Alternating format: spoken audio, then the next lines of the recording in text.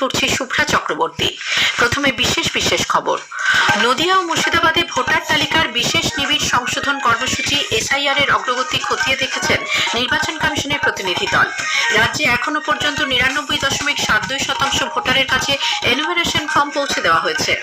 প্রধানমন্ত্রী নরেন্দ্র মোদী তামিলনাড়ুর কোয়েম্বাটোর থেকে পশ্চিমবঙ্গ সহ দেশের বিভিন্ন রাজ্যে পিএম কিষাণ সম্মান নিধির আওতায় 9 কোটি কৃষকের ব্যাংক অ্যাকাউন্টে 18 কোটি টাকা প্রেরণ করেছেন। কলকাতা হাইকোর্ট স্কুল সার্ভিস কমিশনকে 2016 সালের অযোগ্য পরীক্ষার্থীদের তালিকা ফের প্রকাশ করতে নির্দেশ দিয়েছে। রাজ্যে প্রাথমিক স্কুলগুলিতে শিক্ষক নিয়োগের আবেদন প্রক্রিয়া আজ শুরু হয়েছে। পূবালি হাওয়ায় উত্তরে ও উত্তর পশ্চিমের বায়ু প্রবাহ বাধা পাওয়ায় রাজ্যে তাপমাত্রার পারদ আবার ঊর্ধ্বমুখী। কল্যাণীতে বাংলা ও অসমের মধ্যে 4 দিনের রঞ্জি ট্রফি ক্রিকেট ম্যাচটি আজ অমীমাংসিতভাবে শেষ হয়েছে। আসছে বিস্তারিত খবরে। নদিয়া ও মুর্শিদাবাদে ভোটার তালিকার বিশেষ নিবিড় সংশোধন কর্মসূচি এসআইআর এর অগ্রগতি খতিয়ে দেখেছে নির্বাচন কমিশনের প্রতিনিধি দল। এসআইআর এর কাজকর্ম খতিয়ে দেখতে নদিয়ার কৃষ্ণনগরের প্রশাসনিক ভবনে এক সভার আয়োজন করা হয়। সেখানে 4 সদস্যের প্রতিনিধি দলে উপস্থিত ছিলেন ভারতের senior deputy election commissioner Gyanesh Kumar, রাজ্যের মুখ্য নির্বাচন আধিকারিক মনোজ কুমার আগরওয়াল প্রমুখ। জেলার নিবিড় ভোটার তালিকা সংশোধনের কাজ নিয়ে নদিয়া জেলা শাসক অনিশ দাশগুপ্ত, জেলার নির্বাচন নিবন্ধন আধিকারিকগণ, সহকারী নির্বাচন নিবন্ধন আধিকারিক সহ পদস্থ কর্তাদের সঙ্গে তারা আলোচনা করেন। পরে সাংবাদিকদের রাজ্যের মুখ্য নির্বাচনী আধিকারিক মনোজ কুমার আগরওয়াল বলেন, জেলার এসআইআর এর কাজ ভালো হয়েছে, সমস্ত ফর্ম বিলি করা হয়েছে। আমাদের এসআইআর চলছে, সিনিয়র ডিসি এসেছিলেন এখানে ইলেকশন কমিশন থেকে, উনি জাস্ট এখানে বসে ইয়ারও সঙ্গে বসেছেন, কি কি অগ্রগতি হয়েছে, কোথায় কি চলছে ওটাই বাস মূল্যায়ন করেছেন। ইয়ারও যেটা খবর আছে ওটা ইয়ারও সঙ্গে যোগাযোগে আছেন, এখানে কোনো আলোচনা হয়নি, নাহলে না কোনো ইস্যু করে রেজ করেছে। ভালো চ্যালেঞ্জ নেই, সব ঠিক চলছে। জ্ঞানেশ ভারতীর নেতৃত্বে কমিশনের প্রতিনিধি দলটি এসআইআর এর কাজ খতিয়ে দেখতে এরপর বিকেলে মুর্শিদাবাদে গেছেন। বহরমপুর জেলা প্রশাসনের সঙ্গে তারা বৈঠক করছেন। বিভিন্ন ব্লকের ইআরও এবং এইআরওরাও বৈঠকে রয়েছেন। ভোটার তালিকার বিশেষ নিবিড় সংশোধনী পর্বে এ রাজ্যে এ পর্যন্ত 99.72% ভোটারের কাছে এনুমারেশনের ফর্ম পৌঁছে দেওয়া হয়েছে। মোট 7,66,00,000 ভোটারের মধ্যে ইতোমধ্যে 7,64,00,000 কাছে এই ফর্ম দেওয়া হয়েছে। অন্যদিকে এখনো পর্যন্ত 1,48,00,000 ভোটারের পূরণ হওয়া এনুমারেশন ফর্ম ডিজিটালি আপলোড করা হয়েছে বলে আজ কলকাতায় মুখ্য নির্বাচনী আধিকারিকের দপ্তর সূত্রে জানানো হয়েছে। মুখ্যমন্ত্রী মমতা ব্যানার্জি অভিযোগ করেছেন, এসআইআর এর অত্যধিক কাজের চাপে রাজ্যে কয়েকজন বুথ লেভেল আধিকারিক মারা গেছেন। তার বক্তব্য, 3 বছর আগে থেকে এই কাজ শুরু করলে বিএলওদের ওপর এত চাপ পড়তো না। অন্যদিকে এসআইআর এর জন্য একাধিক মানুষ আত্মহত্যা করেছে বলে তৃণমূল কংগ্রেসের দাবি পুরোপুরি অসত্য বলে বিজেপি দাবি করেছে। কলকাতায় আজ এক সাংবাদিক বৈঠকে বিরোধী দলনেতা শুভেন্দু অধিকারী বলেন, এই বক্তব্যের কোনো সত্যতা নেই।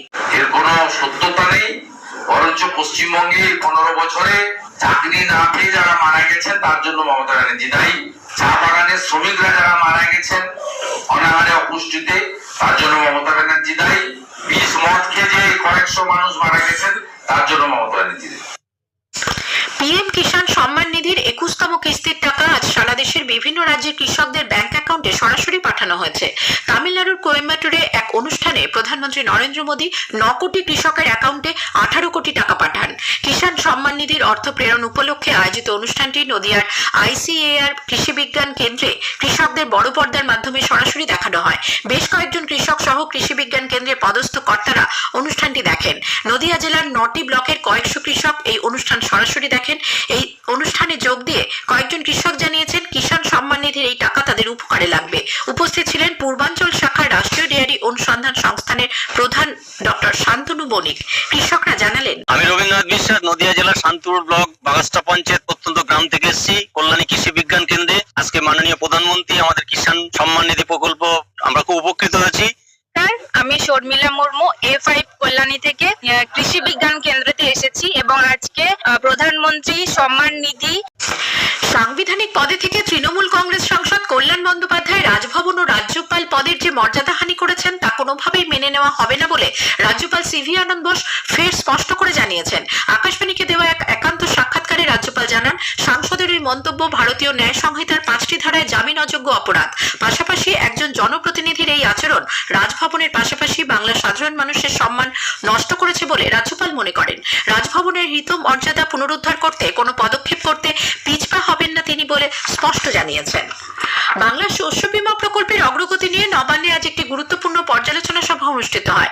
রাজ্যের বিভিন্ন জেলায় সাম্প্রতিক ক্ষয়ক্ষতির প্রেক্ষিতে শস্য বীমা প্রকল্পের অগ্রগতি, দাবি নিষ্পত্তি এবং ক্ষতিগ্রস্ত কৃষকদের সহায়তা নিয়ে বিস্তারিত আলোচনা হয়। সভায় উপস্থিত ছিলেন কৃষি ও পরিষদীয় বিষয়ক মন্ত্রী শোভনদেব চট্টোপাধ্যায়, কৃষি ও কৃষি বিপণন বিভাগের প্রধান সচিব ওঙ্কার সিং মিনা সহ রাজ্য স্তরের একাধিক পদস্থ আধিকারিক বৈঠকে অংশ নেন। ক্ষতিগ্রস্ত জেলাগুলির উপকৃষি অধিকর্তারা ভার্চুয়াল মাধ্যমে সভায় যোগ দিয়ে মাঠের পরিস্থিতি, ক্ষতির পরিমাণ এবং কৃষকদের দাবির বর্তমান অবস্থা সম্পর্কে রিপোর্ট পেশ করেন।